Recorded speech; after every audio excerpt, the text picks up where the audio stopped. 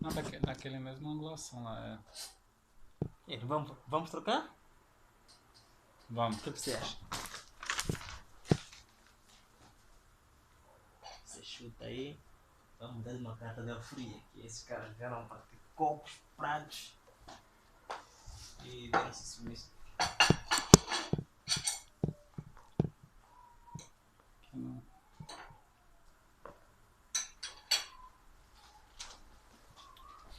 Tá de seguro o livro. Tá bom? Ha! Tá bacana. Tá gravando já. Vai começando agora o nosso segundo plano, né?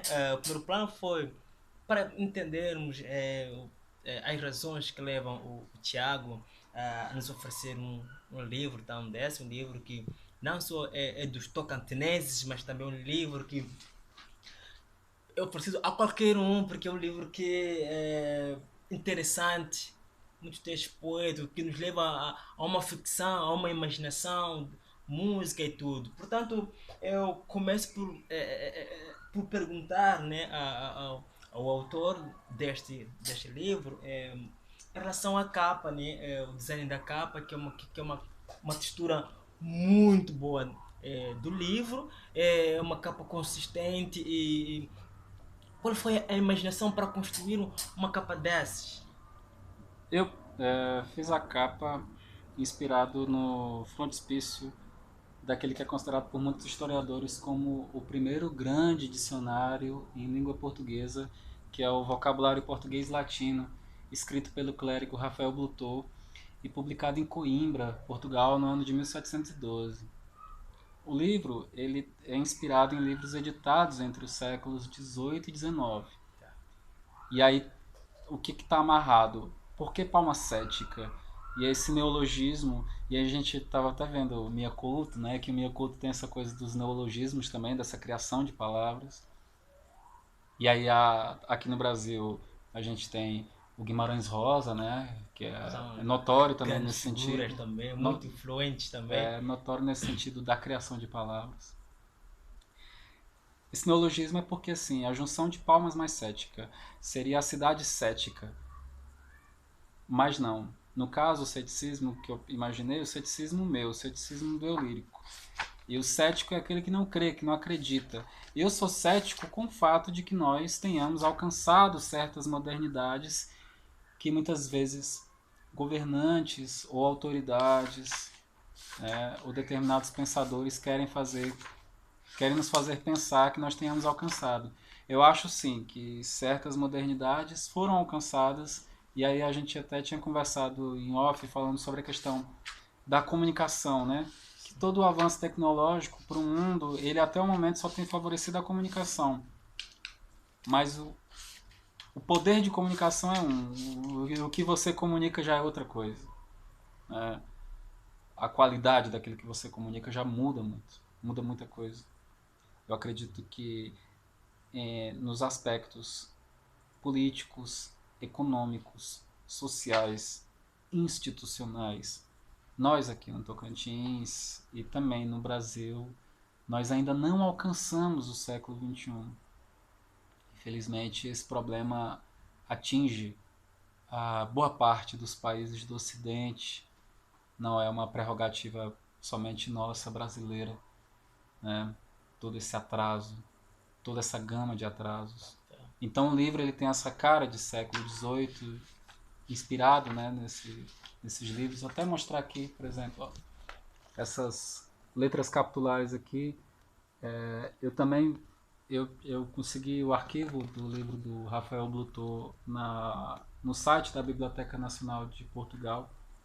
E aí fui vendo como era a disposição dos textos, enfim. E aí eu desenhei e criei essas letras capitulares aqui, inspirado no livro do Blutot. Aqui, por exemplo, o livro, antes de chegar nos poemas, tem vários elementos pré-textuais. Então, eu tenho um prólogo sobre Tocantins, que é um resumo da história do Tocantins aqui. E eu tenho aqui uma parte que é isso aqui, ó. Aqui, esse visual, essas ilustrações aqui, eu fiz como uma referência direta a uma das páginas internas do livro do Rafael Butor, lá de 1712. Aqui está escrito assim: ao muito alto e muito poderoso povo de Palmas e do Tocantins. O livro de poemas chamado Palma Cética. Aqui eu explico o porquê do Palma Cética, mas eu fiz essa referência direta ao livro do Butor, mas eu fui também atualizando e trazendo certas piadas e certas... Por exemplo, aqui ele diz assim: Palma Cética, versos vindos diretamente da muito leal, ecumênica e governamental cidade de Palmas. Massa, hein? Capital do estado da livre iniciativa e da justiça social, situada no coração do Brasil, Tocantins. E aí capital do estado da livre iniciativa e da justiça social foi slogan de um governador nosso aqui, que era o Siqueira Campos, nos anos 90. E aí a questão, né?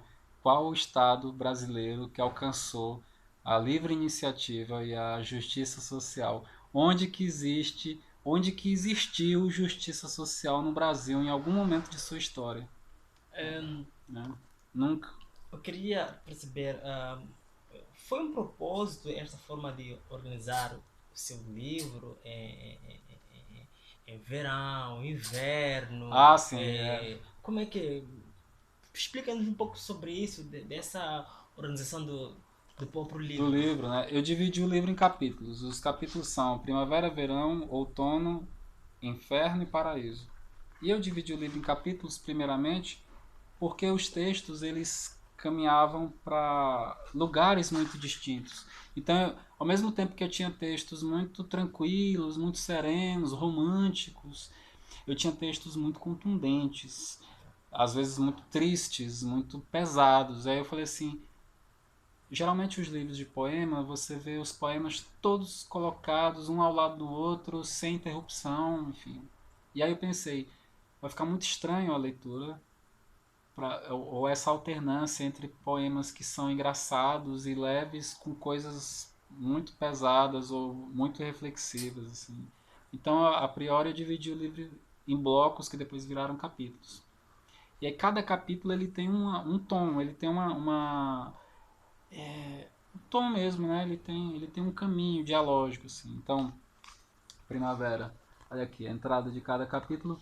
Eu trouxe também ilustrações do Gustave Doré, que é um ilustrador francês do século XIX, e coloquei balões de fala trabalhando como cartoons. E em cada entrada de capítulo é assim, tem a ilustração do Doré, uma espécie de cartoon, como cartoon, e uma citação do Ítalo Calvino do livro As Cidades Invisíveis. Certo. Que essa citação também, de certa forma, ela resume também o capítulo. Então, Primavera é a chegada do eu lírico na cidade, suas primeiras impressões, alguns desencontros, termina com um encontro no final. Verão, ele é solar, e tem essa coisa cíclica, né? Os poemas, eles, à medida em que eles vão acontecendo, eles vão passando por diferentes horários do dia. Então, de manhã, de tarde, de noite, de madrugada até o amanhecer. E o verão é o eu lírico passeando pela cidade de Palmas. Aí o outono, que é o terceiro. Outono, o eu lírico ele já está distante da cidade e os textos eles partem da ideia de uma ideia mais reflexiva. A cidade serve como pano de fundo para as reflexões do eu lírico.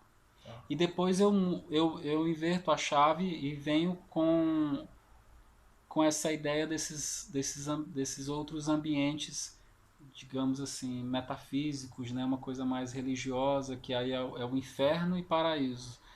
Inferno são as nossas questões sociais, políticas, né?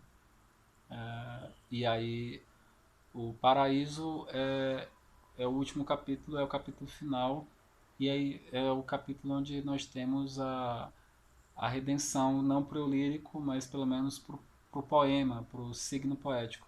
Aí tem algumas surpresas que eu contei, que você viu, mas eu não quero contar aqui não.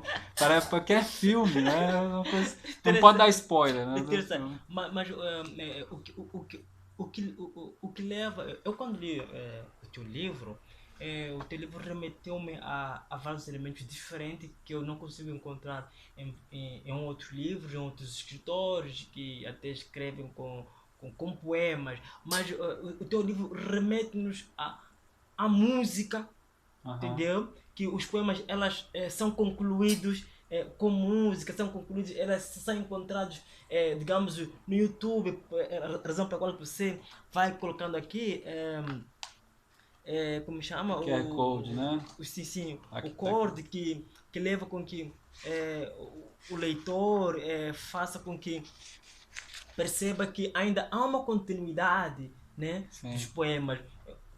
Essa ideia, qual foi a inspiração, né? A sua inspiração para recolocar isso dentro do seu livro, o que eu acho, o que faz com que o seu livro seja um livro diferente de outros livros, e essa imaginação de que poderá terminar a pessoa ouvindo uma música e É. depois que música?